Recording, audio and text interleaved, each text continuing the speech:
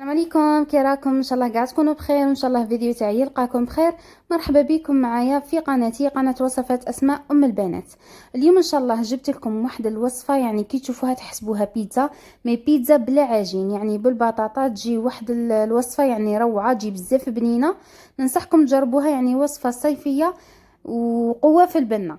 دوك تبعوا معايا طريقه تحضير هذه الوصفه، ما تنساوش غير ديروا لنا جيم لا فيديو. اذا لهنا في مقله حطيت شويه تاع الزيت، وحكمت زوج حبات بصل كبار. انا كنت رحيتهم في الاشواغ، مي كيما راكم تشوفوا يعني ما رحيتهمش بزاف، خليتهم شويه خشان. سينو تنجموا تقطعوها مكعبات يكونوا رقاق وصغار.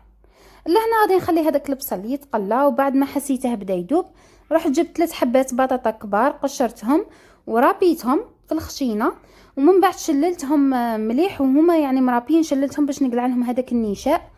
وقطرت البطاطا تاعي مليح، ابخي جدفتها للبصل لهنايا.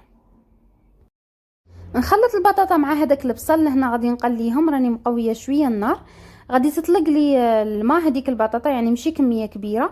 كي نشوفها نشف نروح نقص للنار باش ما تنحرقليش البطاطا. هذه الطريقه يعني تجي روعه في البنه، كي شغل هذاك البصل والبطاطا غادي يتكرملوا ويعطوا واحد البنه، واحد الريحه ما شاء الله. احسن مين تروحوا ديروا البطاطا هكا خضره وديروا لها البيض، يعني تجي هكا تتغزغز وتحسوها ماشي طايبه، بصح بهذه الطريقه تجيكم مروعه. اذا بعد ما دابت هذيك البطاطا كيما راكم تشوفوا، جيت نضيف التوابل. لهنا درت ملعقه صغيره تاع الملح، نتوما ديروا الملح وشوفوا يعني على حسب الذوق تاعكم. وزدت شويه تاع فلفل كحل وشويه تاع كركم، هذا مكان ما تكثروش بزاف لي زيبيس. ودرك نقص للنار ونخلي هذيك البطاطا تزيد طيب شويه، مي ماذا بكم ما تغفلوش عليها، وخطره على خطره خلطوها باش ما تنحرقش. وكيفاش تعرفوها باللي سي بون راهي واجده؟ يعني دوقوا شويه، كي تحسوا البطاطا طايبه تنجموا تطفوا عليها. اذا لهنايا غادي نحتاج عندي 3 حبات تاع البيض، كنت ضفت لهم شويه تاع الملح، ضربتهم مليح، وغادي نضيفهم فوق هذيك البطاطا اللي كنت طيبتها. لهنا يعني ما خليتهاش بردت بزاف، غير شفتها تفات شويه، رحت فرغت فوقها البيض. نخلطها مليح حتى لي يدخل هذاك البيض في كاع البطاطا. ومن بعد نجيب سنيوه اللي كنت فرشتها بلو بابي كويسون ونفرغ فيها هذاك الخليط. لهنايا كي تجو تحلوا البطاطا تاعكم بالنسبه للسمك، يعني ما ديروهاش بزاف خشينه، وتانيك ما ديروهاش بزاف يعني رقيقه، حتى كي تنشف يعني تجيكم قاصحه. دونك لازم تكون البطاطا تاعكم مرفده شويه هكا باش تجيكم ملحمه من الداخل. اذا لهنايا حليتها بهذه الطريقه، غادي ندخلها في الفور تنشف. انا شعلتها على 180 درجه من التحت ومن الفوق. كي نشوفها نشفت نعاود نخرجها ونولي معكم. وكانت هذه هي بعد ما طابت، ما طولوش عليها في الفرن هكا باش ما تقساحش، يعني غير تشوفوا داك البيض نشف سي بون، خرجوا السنيوه تاعكم. ولا هنايا جبت هاد لاصوص طوماط وراني ندير فيها فوق البطاطا. انا ديجا يعني كنت خادمتها، كنت درت بيتزا من قبل وكانت بقات لي. بالنسبه للكوش تاع هاد لاصوص، يعني ماذا بيكم ماشي غير تمسحوا، يعني حتى تجيكم البطاطا ناشفه، وماشي التاني كديروا كوش خفيفه حتى لي تطغى ديك البنه تاع لاصوص طوماط. ديروا كميه مليحه قيس ما يدوب عليها الفخوماج. في الاخير درت هاد الفخوماج غابي تاع البيتزا.